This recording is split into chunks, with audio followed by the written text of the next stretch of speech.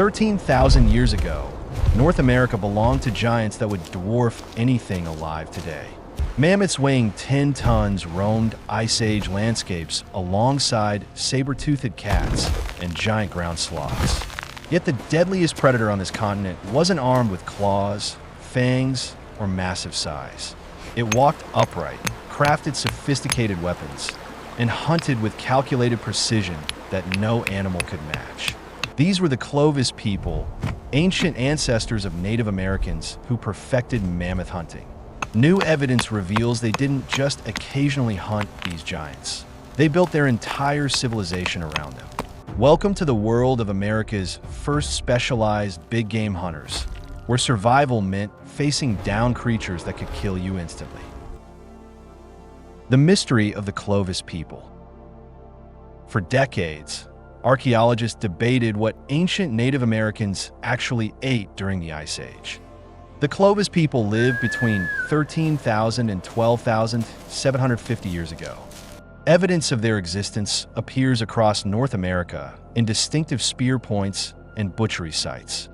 These weren't crude stone tools, but sophisticated weapons engineered for penetrating thick hide and bone. Scientists found animal bones at Clovis sites, but couldn't definitively prove what they primarily hunted. Some researchers argued these people were generalist foragers hunting small game, fish, and gathering plants. Others contended they specialized in Megafauna, focusing almost exclusively on mammoths and giant herbivores. Previous studies relied on indirect evidence like animal bones found near human artifacts. Researchers analyzed Clovis weapon functions to understand what prey they could effectively take down.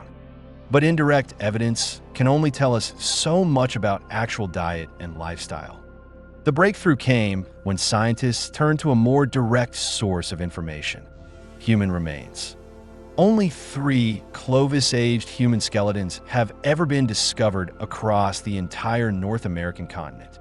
One skeleton belonged to an 18-month-old child who died in what is now Montana. Discovered in 1968, this child was given the designation Anzac, won by researchers. The young boy appeared to have been deliberately buried with care and ceremony. His remains were surrounded by sophisticated stone tools indicating high status within the community. Red ochre stained the bones, suggesting ritual practices surrounding death even in these ancient times. For decades, Anzac One's bones sat in collections waiting for technology to catch up with questions. Modern stable isotope analysis finally provided the key to unlocking his dietary secrets. The smoking gun. Stable isotope analysis examines the chemical signatures left in bones by the food we consume. Different foods leave distinct isotopic fingerprints that persist in skeletal remains for thousands of years. Scientists analyzed the bone collagen from Anzac One to determine what his mother fed him. At 18 months old, this child was still nursing and eating foods his mother provided. The isotopic values revealed a diet dominated overwhelmingly by large herbivores rather than diverse foods. Mammoths comprised by far the majority of the Clovis people's nutritional intake during this period. Elk represented the second most significant dietary component, followed by bison in smaller proportions. Evidence suggests American camels, now extinct, may have also contributed to their regular diet. Smaller mammals barely registered in the isotopic analysis, indicating they were rarely eaten. This direct evidence finally settled the decades-long debate among archaeologists and anthropologists studying Clovis culture. The Clovis people were indeed specialized mammoth hunters, not generalist foragers eating whatever they found. They developed sophisticated technologies specifically designed for taking down the largest land animals in existence. This lifestyle required intimate knowledge of mammoth behavior, migration patterns, and seasonal movements. The evidence aligns perfectly with other archaeological findings, suggesting the Clovis people migrated seasonally. They followed mammoth herds across vast distances, timing their movements to intercept these massive prey. Imagine the courage required to face down a creature weighing as much as 2 elephants. Mammoths stood over 13 feet tall at the shoulder with tusks spanning 16 feet. A single swipe from those tusks could disembowel a human or crush bones instantly. Yet somehow, these hunters developed techniques to bring down such formidable prey with Stone Age weapons. The technology of giants. Hunting mammoths wasn't just about bravery. It required engineering genius applied to stone tool technology. The distinctive Clovis point represents one of the most sophisticated stone weapons ever created. These spear points featured carefully engineered fluting along both sides of the blade's base. This fluting reduced weight while maintaining strength and created channels for blood flow from wounds. The points attached to wooden shafts using sophisticated hafting techniques involving sinew and natural adhesives. Archaeological experiments demonstrate these weapons could penetrate mammoth hide and reach vital organs underneath. But individual hunters couldn't bring down 10-ton prey animals alone, no matter how good their weapons. Clovis mammoth hunting required coordinated group tactics, strategic planning, and intimate knowledge of terrain. Evidence suggests they drove herds toward natural features like cliffs, bogs, or narrow canyons. Once isolated from the herd, individual mammoths became vulnerable to coordinated spear attacks. Hunters targeted specific anatomical weak points behind the front legs, the abdomen, and major arteries. A wounded mammoth would bleed out slowly while hunters maintained pressure from safe distances. The entire community participated in processing kills that could provide meat for weeks or months. Nothing went to waste. Bones became tools, hides became shelter, sinew became cordage and thread. This level of specialization created stable, predictable food sources despite the dangers involved in hunting. Man's best friend in the Ice Age. The Clovis people didn't hunt alone. They had companions that multiplied their effectiveness exponentially.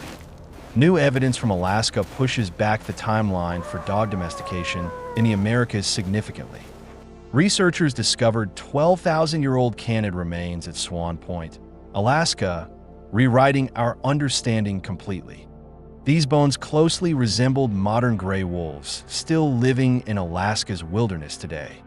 But chemical analysis of the bones revealed something unexpected about these ancient canines' diet.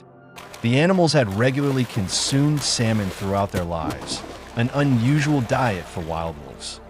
Wild wolves in Alaska primarily hunt caribou, moose, and other large mammals, rarely focusing on fish. The researchers interpreted the salmon diet as clear evidence these animals relied on humans for food. Humans caught salmon and shared them with semi-domesticated or fully domesticated dogs living alongside them. This discovery pushes evidence for American dog domestication back by approximately 2,000 years. A second specimen dated to 8,100 years ago shows this relationship persisted for millennia. However, these dogs couldn't be traced back to any known domesticated dog populations from elsewhere. The lead researcher suggests these may have been locally tamed wolves rather than true domesticated breeds. This distinction matters because it shows independent domestication events occurring in the Americas separately. For Clovis mammoth hunters, dogs provided crucial advantages in tracking, cornering, and harassing prey. Dogs could follow scent trails humans couldn't detect, alerting hunters to mammoth locations miles away. During hunts, dogs could distract massive prey while human hunters maneuvered into optimal striking positions. The human-dog partnership may have been essential to the Clovis people's specialized hunting lifestyle. The world they shaped.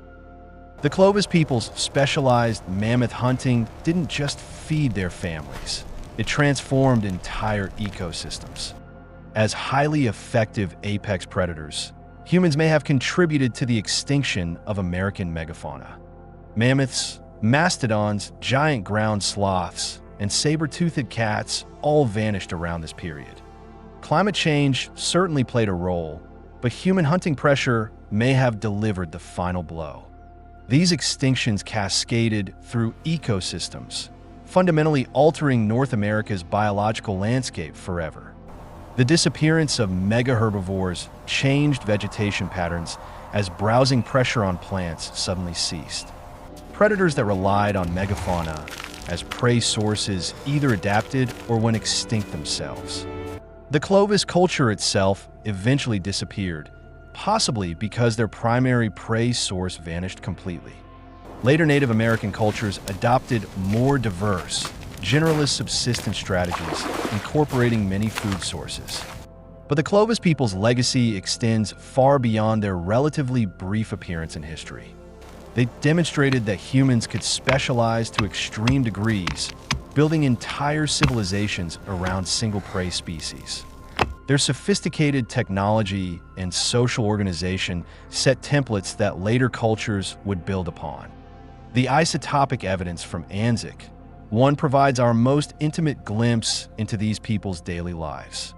This young child, carefully buried with ceremony, represents a culture that valued its members deeply. The tools surrounding him suggest he belonged to a family of skilled craftspeople and hunters. His diet reveals a people so specialized they built their identity around hunting the largest prey. Modern Native American communities view these ancestors with pride, recognizing their remarkable achievements. The Clovis people weren't primitive. They were highly sophisticated specialists adapted perfectly to their environment.